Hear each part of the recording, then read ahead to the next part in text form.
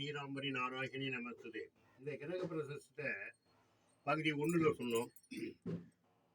சூரிய பகவானுடைய சிறப்பும், சந்திர பகவானுடைய சிறப்பும், அங்கார பகவானுடைய சிறப்பும் 3 சொன்னோம். இப்போ 2வது பகுதியாக இதை சொல்லிக் கொண்டிருக்கின்றோம்.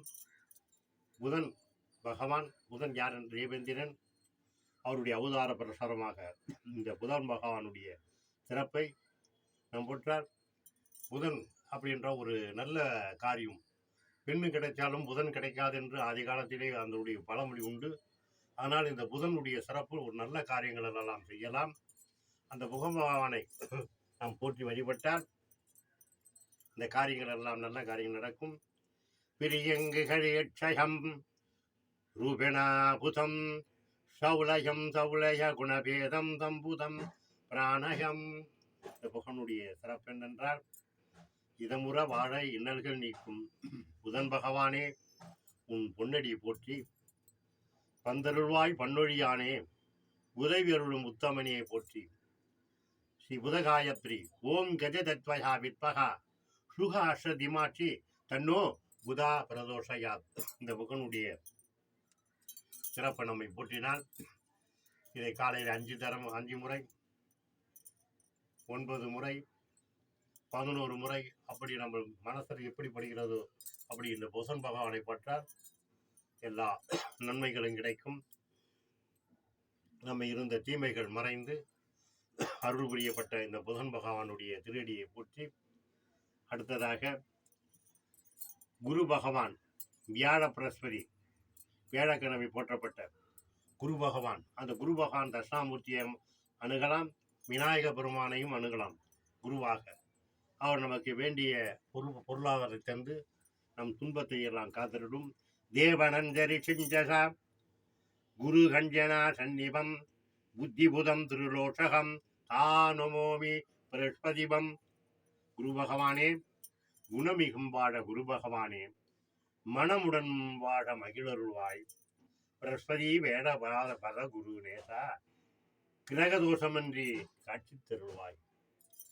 ஸ்ரீ குரு காயத்ரி ஓம் வருஷபாதத்ய வித்மஹா கிரணி அஷ்டதேதி மாச்சி தன்னோ குரு பிரதோஷத்யாத். இந்த குரு பகவானுடைய சிறப்பு என்றால், சொன்னப்பட்ட தட்சிணாமூர்த்தியுடைய வதம் கோயிலை சுற்றி வந்தால் தட்சிணாமூர்த்தி இருப்பார். முதலிலே வணங்கப்பட்ட குரு பகவான் ஆகிய விநாயக பெருமான் இருப்பார். விநாயக பெருமானும் குரு பகவானும் நமக்கு அள்ளி கொடுக்கும் செல்வங்களுக்கெல்லாம் அதிபதியான இந்த குரு பகவானை 5 முறை, 7 முறை, 9 முறை, 11 முறை சொல்லலாம். இதை காலையிலே சொன்னால் உங்களுக்கு பல அதிர்ஷ்டங்கள் பிரதிஷ்டங்கள் கிடைக்கும். அப்பேற்பட்ட ஒரு வல்லமையுடைய அந்த குரு பிரதேசத்தை இந்த பிடிபி சேனலிலே நம்ம சொல்லிக் கொண்டிருக்கிறோம். ஏனென்றால் இதை கோயிலிலே போய் சுற்றி வணங்க வேண்டிய, இதை மனதாலே இதை இந்த 9 கிரக சலத்தை நம்ம சொன்னாவே போதும்.